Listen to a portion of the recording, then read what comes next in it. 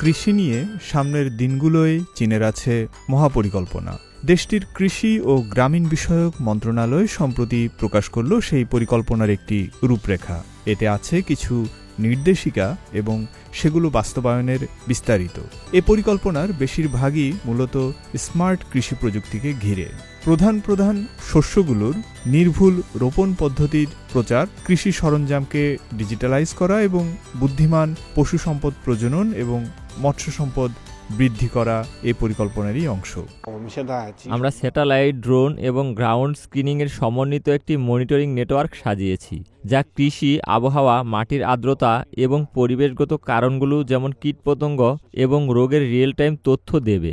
এটি আমাদের নিরীক্ষণ এবং কৃষি বিপর্যয়ের পূর্বাভাস দেওয়ার সক্ষমতা ব্যাপকভাবে বাড়িয়েছে। চীনে প্রথমবারের মতো স্মার্ট কৃষির জন্য জনসেবা সক্ষমতা নির্মাণের প্রস্তাব করা হয়েছে।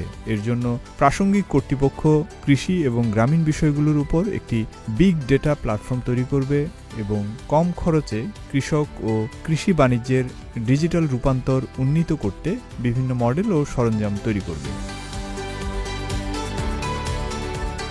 হবেই প্রদেশের সিয়ংআন নিউ এরিয়ায় ফুসি ফার্মল্যান্ড নামের একটি স্মার্ট খামার চীনের বিভিন্ন শহরে চালু হচ্ছে। বিগ ডেটা ও কৃত্রিম বুদ্ধিমত্তা ব্যবহার করে এখানকার প্রকৌশলীরা ২০ কিলোমিটার দূরের একটি নিয়ন্ত্রণ কেন্দ্র থেকে কৃষি যন্ত্রপাতি নিয়ন্ত্রণ করে শস্য রোপণ পরিচালনা করছেন। একটি বড় স্ক্রিনে দেখতে পাচ্ছেন ফসল সম্পর্কে রিয়েল টাইম তথ্য।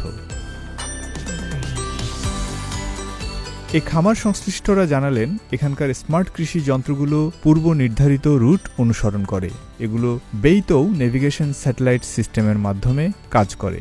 এই বিগ ডেটার উপর ভিত্তি করে বানানো মডেলের মাধ্যমে বীজ বপন ও চারা রোপণের পাশাপাশি ফুসি খামারে উদ্ভিদের প্রজনন দক্ষতাও বেড়েছে।